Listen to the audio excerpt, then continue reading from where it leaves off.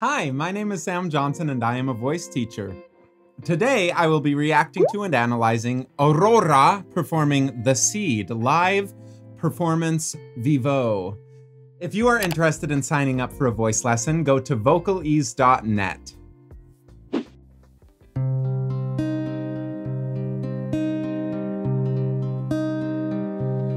Just like the seed, I don't know where to go.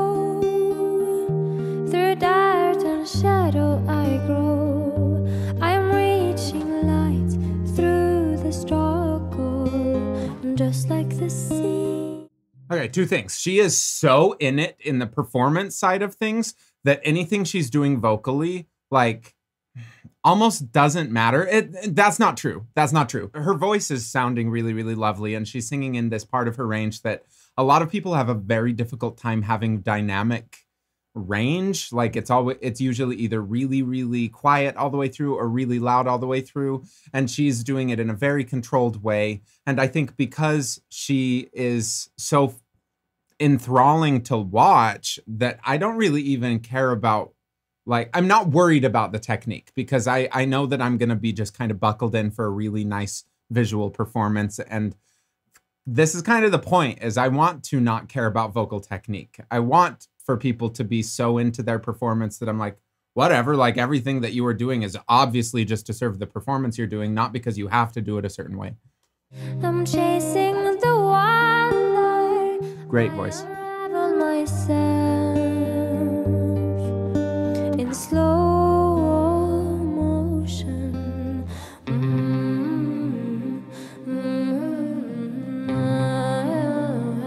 Hey, oh, hey, oh, oh, hey, oh, hey, oh, hey, oh.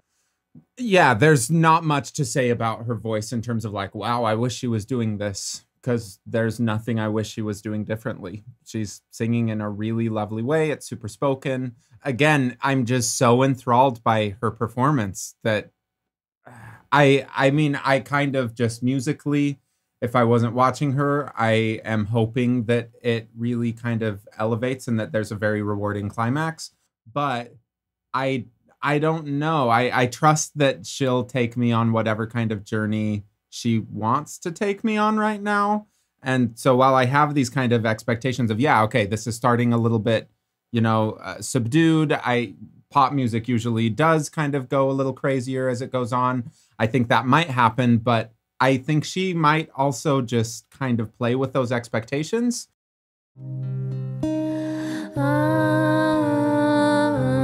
Suffocate me so my tears can be rain. I will water the ground where I stand so the flowers can grow back again. So the question is she singing in head voice and chest voice and mix? Yes! She is singing in head voice, chest voice, and mix. So the high stuff, like, I bet she probably feels that in her head because that's where most people feel high stuff when they're singing high stuff. They feel it in their head generally. That's why we call it head voice. I feel like some of the low stuff she probably is feeling in her chest. But it all sounds like a consistent sound. So for me, that falls under the umbrella of mix. That she's able to move back and forth between those sensations while having a sound that sounds like the same instrument. In general, that to me is mix. It's not just like the place in the middle between where it's suddenly chest voice, or it comes from chest voice and then it's head voice and there's this place in the middle. That's what a lot of people call mix. I don't, because to me, you have to sing your chesty stuff. You have to sing your lower notes in a mixier way to be able to even approach a middle voice that could sound like mix and then let it go into head voice, which also is mixy. You have to break the binary. Like, if you're thinking that singing is just going to be chest voice and head voice and then mixed voice and I'm always in one of these registers or whatever, you're going to be really restrictive. With her, I don't think she gives a crap about whether it's in chest voice or head voice or whatever. She's just thinking, what's the right note? What's the right volume I'm trying to do? And then getting the words out. And because of that, all of the sensation, so the chest voice, the head voice, all of the registration just kind of takes care of itself because she's not like trying to force it to be into one place, which is what most of us kind of tend to do, is trying to keep everything feeling the same or feel like we know what it's going to feel like. So we ask for it to feel a certain way rather than asking for a sound. I think we can learn a lot from what Aurora's doing. 'Cause just like the seed, everything wants to live. We are burning our fingers, but we learn and forgive. Yes, she keeps doing these like big expectations. It's gonna or just do something big, and then she just doesn't. And she's doing it visually with her whole body. Her whole body is kind of building it up. Look, I'm getting big. I'm gonna get big. There's gonna be some sort of release, and then there's just not. And every time that she does that, it's kind of like a horror film that's like, hey, the spook is about to come. The spook's about to come, JK. And then you're just like, come on, what's going on? And she's just playing with expectations. You cannot eat money anymore. When the last tree has fallen and the rivers are poison, you cannot eat money at all.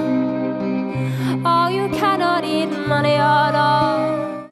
I love the little pull away things for a few reasons, because I think that it's a cool way to play with dynamics without having to just manage it vocally. It's recognizing that, like, yes, this is the instrument, but this is an extension of that instrument, and we can play with all of this. I think that's a really cool thing. Obviously, I like it because it proves she's not lip syncing, and it's never really in question with her. Like, there was nothing that sounded like, oh my gosh, you're lip syncing. There's also very like negligible amounts of post-processing to my ear. I mean, some reverb. I hear, obviously, there's some stuff on the track, but it's not doing a lot that's really distorting the harmonic texture of her voice. And so it all sounds like the same voice.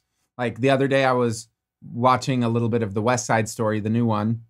And between, like when Rachel and Ansel were singing, and Rachel is an amazing singer, and I was surprised by Ansel. I thought he was doing really, really well. But I noticed that they were putting pitch correction just on all of the straight tone bits. And whenever they would go into vibrato, the pitch correction, like you can't really do it very well. You have to, from what I know, you have to go in and like manually track all of the oscillations. And I think that that's just like not possible. So it's easier to just turn it off on those sections. And back and forth between those, it was like a robot and then a human and a robot and a human. And with her, it just all sounds like a human to me. So even though of course there's processing, I hear it as a consistent voice. And to me, that consistency of tone is really important when listening to a voice. It's like, kind of give me all or nothing if it comes to a sound, like a computer that's changing the quality of someone's sound. So I thought that was good. And then also on that West Side Story thing, when Rita Moreno was singing, they didn't put any sort of pitch correction on. And so she just sounded like a human all the way through. She's just great. And I know this is absolutely nothing to do with this video, but I'm just very confused at why you would cast these people who sing so well and then just like pitch correct them and make them sound less human when they obviously sound well. And some of the beauty of like the first West Side Story is that they sound human. Anyway, whatever. Aurora sounds human, even if she is kind of augmented right now. Feed me truth and feed me prayer. She is so intense. Feed me sunlight, feed me air. Feed me truth and feed me prayer. Yeah, breaking the fourth wall right there. That was very threatening and interesting, like very consciously not doing it for a while and then making that choice. That's scary. That's a scary, freaky thing to do.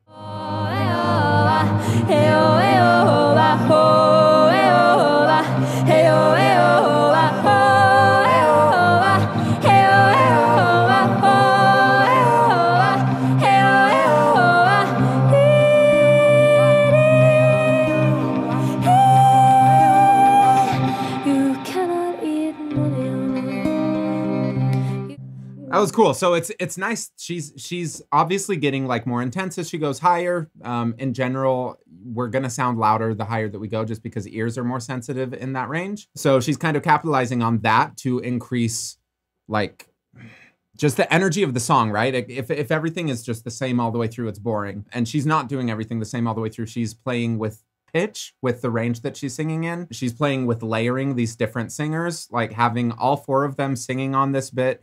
It sounds a lot bigger, even if none of them are like, I'm singing really intense and it's this big explosion or whatever. It's all these gentle ways of upping the stakes. And that last time, like, yeah, it got bigger. It's still, I think my brain really wants that big release or whatever. And I'm not, I want to just really let go with that section. It feels like this is all some sort of build up to something else. And again, it might not be. And she might just be playing with expectations like that. And I think that's a really valuable point of music, is to communicate like sometimes our expectations are not met in the way that we think, and that's like a reflection of life.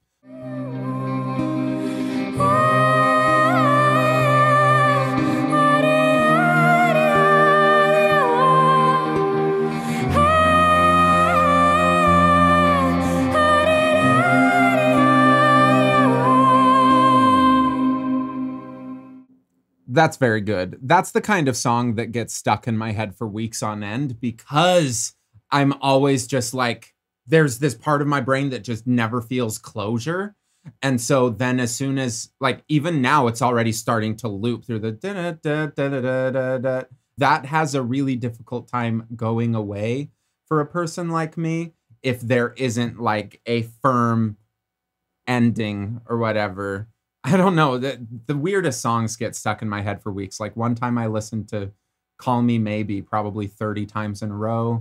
There's that da-da-da-da-da song by the Veronicas that totally gets stuck in my head. And I feel like even those have some sort of like resolve, but there are sections within them that my brain just latches onto, and instead of moving on to the next section, it just loops forever and ever and ever. And this song kind of follows those same expectations, which is a really good way of writing a song if you want people to listen to it 1,000 times. I think it was a masterful performance. She's just really good at pop music performance.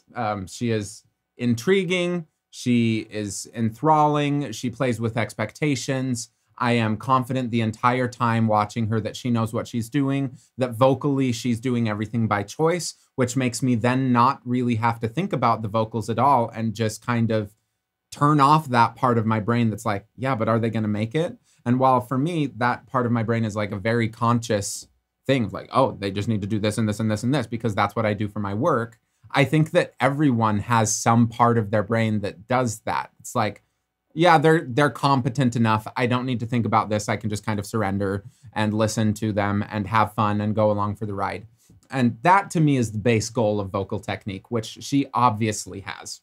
She has that and then some and then some and then some. And the way that she sang this song, which for some people might hear it and be like, oh, that's really simple. It's quiet all the way through. It's whatever. It's the way that she sings this song proves to me that she is capable of doing almost anything with her voice.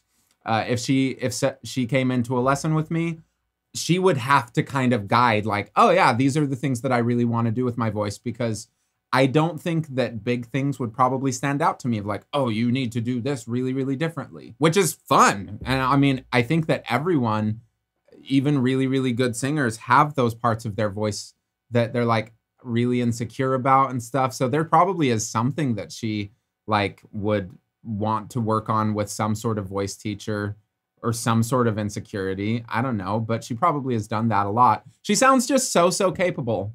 She sounds very capable. I like Aurora. Thank you for the suggestion, whoever suggested Aurora the Seed live performance on Vivo. Thank you for watching. Please like, subscribe, leave a comment below. Go to my website, vocalease.net, and sign up for a lesson with me or Mark or Vanessa, who are also wonderful teachers and have spots ready for you right now. So please call. We're about to sell out.